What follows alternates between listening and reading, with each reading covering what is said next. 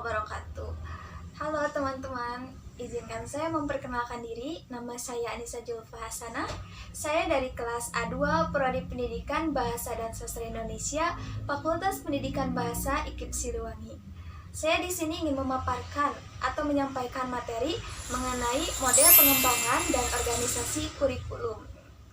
Sebelum masuk ke materi, saya ingin bertanya terlebih dahulu kepada teman-teman, apakah teman-teman pernah mendengar atau teman-teman pernah mengetahui mengenai model pengembangan dan organisasi kurikulum itu sendiri? Sebelum masuk ke pemaparan materi mengenai model pengembangan, saya ingin menjelaskan sedikit mengenai pengertian model itu sendiri. Nah, model adalah acuan atau ragam dari sesuatu yang akan dibuat atau dihasilkan. Jadi, model pengembangan kurikulum itu adalah langkah atau prosedur sistematis di dalam proses penyusunan kurikulum. Model pengembangan kurikulum merupakan suatu alternatif prosedur di dalam rangka untuk mendesain atau designing, menerapkan atau implementation, dan yang terakhir adalah evaluasi atau evaluation suatu kurikulum. Oleh karena itu, model pengembangan kurikulum harus dapat menggambarkan suatu proses sistem pembelajaran yang dapat memenuhi berbagai kebutuhan dan standar keberhasilan di dalam sesuatu pendidikan. Nah, banyak sekali model pengembangan kurikulum yang ada, mulai dari model Taylor, administratif, grassroots, demonstrasi, Seller dan Miller, Taba, dan yang terakhir adalah model Become. Menurut Taylor, ada 4 tahap yang harus dilakukan dalam pengembangan kurikulum, yang meliputi pertama adalah menentukan tujuan pendidikan. Nah, dalam penyusunan suatu kurikulum, merumuskan tujuan merupakan langkah pertama dan yang paling utama yang harus dikerjakan. Nah, sebab tujuan merupakan arah atau sasaran dari pendidikan. Yang kedua, menentukan proses pembelajaran. Nah, salah satu aspek yang harus diperhatikan dalam penentuan proses pembelajaran adalah persepsi dan latar belakang kemampuan peserta didik. Itu artinya pengalaman yang sudah dimiliki siswa harus menjadi bahan pertimbangan dalam menentukan proses pembelajaran selanjutnya. Yang ketiga, menentukan organisasi pengalaman belajar. Pengalaman belajar di dalamnya mencakup tahapan-tahapan belajar dan isi atau materi pembelajaran. Dan yang terakhir, yang keempat, yaitu menentukan evaluasi pembelajaran. Jenis penelitian yang akan dilakukan harus disesuaikan dengan jenis dan sifat dari tujuan pendidikan atau pembelajaran, materi pembelajaran, dan proses belajar yang telah ditetapkan sebelumnya. Model pengembangan kurikulum yang kedua yaitu model administratif. Nah, pengembangan kurikulum ini disebut juga dengan istilah dari atas ke bawah atau top down atau staff line staff producer. Nah, artinya pengembangan kurikulum ini adalah ide awal dan pelaksanaannya itu dimulai dari pejabat tingkat atas, pembuat kebutuhan dan kebijakan berkaitan dengan pengembangan kurikulum. Lalu membentuk suatu tim pelaksana atau komisi untuk mengembangkan kurikulum. Nah, kemudian menyusun kurikulum tersebut secara operasional, lalu mengajukan model kurikulum kepada tim pengarah untuk diperiksa dan diperbaiki. Setelah itu melaksanakan uji coba, lalu mentoring dan evaluasi. Nah, tim ini sekaligus sebagai tim pengarah dan pengembangan kurikulum.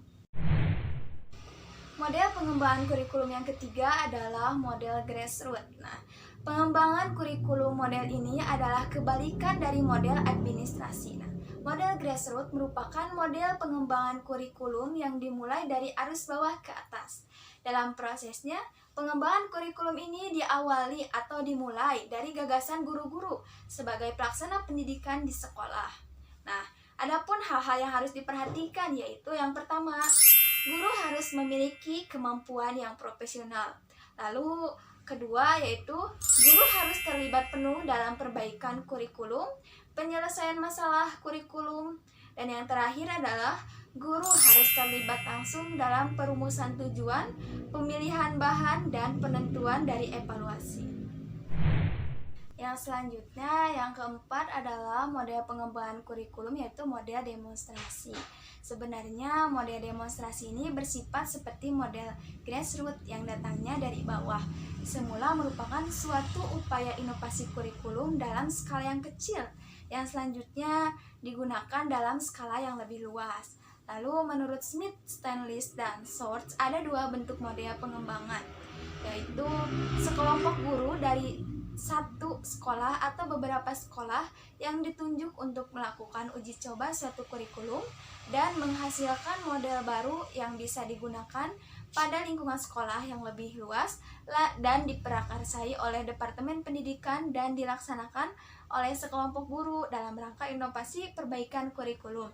Lalu yang kedua yaitu dari beberapa guru yang kurang puas dengan sistem kurikulum yang ada dan terancam melakukan eksperimen dan pengembangan secara pribadi. Lalu pengembangan kurikulum yang kelima yaitu model Seller dan Miller. Nah, pengembangan kurikulum ini ada perbedaan dengan model-model sebelumnya karena model pengembangan kurikulum Miller dan Seller merupakan kombinasi pengembangan kurikulum, model transmisi atau Gigni, dan model transaksi menurut Taba dan Robinson. Nah, yang pertama yaitu klarifikasi orientasi kurikulum, yang kedua pengembangan tujuan, yang ketiga identifikasi model mengajar, dan yang terakhir adalah implementasi. Lalu model pengembangan kurikulum yang keenam yaitu model Taba. Yang berbeda dengan model yang dikembangkan oleh Tyler, model Taba lebih menitik beratkan kepada bagaimana mengembangkan kurikulum sebagai suatu proses perbaikan dan penyempurnaan. Nah, oleh karena itu, dalam model ini dikembangkan tahapan-tahapan yang harus dilakukan oleh pengembang kurikulum. Nah, beberapa langkah dalam pengembangannya yaitu yang pertama, mengadakan unit eksperimen bersama dengan guru-guru. Yang kedua yaitu menguji unit eksperimen. Dan yang ketiga adalah mengadakan revisi dan konsolidasi. Lalu yang keempat adalah mengembangkan ke seluruh rangka kurikulum. Dan yang terakhir yaitu implementasi dan dimensi. Model pengembangan kurikulum yang terakhir yaitu model Become ya. Bika mengatakan bahwa pengembangan kurikulum melalui 5 tahap. Nah, yang pertama yaitu menentukan arena atau wilayah yang akan dicakup oleh sebuah kurikulum. Yang kedua, menetapkan personalia. Yang ketiga yaitu organisasi dan prosedur kurikulum. Yang keempat, implementasi dari kurikulum itu sendiri. Dan yang terakhir, yang kelima yaitu evaluasi kurikulum. Baik, tadi sudah saya jelaskan mengenai model-model pengembangan kurikulum. Nah, selain model pengembangan kurikulum, suatu kurikulum juga membutuhkan pengaturan yang dinamakan dengan organisasi kurikulum. Nah, organisasi kurikulum merupakan pola susunan sajian isi kurikulum yang bertujuan untuk mempermudah siswa dalam mempelajari bahan pelajaran serta mempermudah siswa dalam melakukan kegiatan belajar, sehingga tujuan pelajaran dapat dicapai secara efektif. Nah, organisasi kurikulum berdasarkan mata pelajaran dapat dibagi ke dalam 3 bentuk. Di antaranya yang pertama adalah mata pelajaran yang terpisah-pisah atau separate subject curriculum. Nah, kelebihan dari mata pelajaran yang terpisah-pisah ini adalah yang pertama sistematis, logis, sederhana, dan mudah untuk dipelajari. Lalu mudah juga untuk diubah, dikembangkan, dan dipola. Sedangkan kekurangan dari mata pelajaran ini adalah mata pelajaran tidak terhubung, tidak bersifat aktual, dan tidak berdasarkan pada kebutuhan masyarakat dalam proses pembelajarannya, yaitu cenderung kurang memperhatikan aktivitas siswa karena yang dianggap penting adalah penyampaian informasi sebagai bahan pelajaran yang dapat diterima dan dihafal oleh siswa.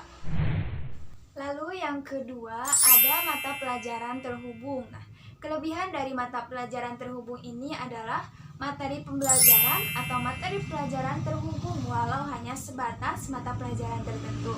Lalu menambah minat siswa mempelajari mata pelajaran yang terkolerasi. Namun ada juga kekurangannya yaitu kurang sistematis dan kurang mendalam. Lalu bahan pelajaran terlampau abstrak karena prinsip penggabungan belum dipahami. Lalu kurangnya memperhatikan kebutuhan dan bakat dari siswa itu sendiri. Lalu yang ketiga atau yang terakhir adalah adanya fungsi mata pelajaran, yaitu untuk menghapuskan batas-batas mata pelajaran dan menyatukan mata pelajaran yang memiliki hubungan erat dalam satu kesatuan. Nah, contohnya adalah mata pelajaran IPA, IPS, bahasa, matematika, dan kesenian.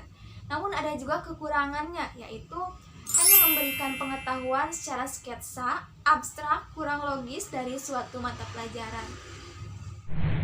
Lalu ada beberapa bentuk di dalam organisasi kurikulum. Yang pertama yaitu kurikulum inti. Nah, menggunakan bahan-bahan dari berbagai mata pelajaran atau disiplin ilmu guna untuk menjawab atau menyelesaikan permasalahan yang dihadapi atau dipelajari oleh siswa.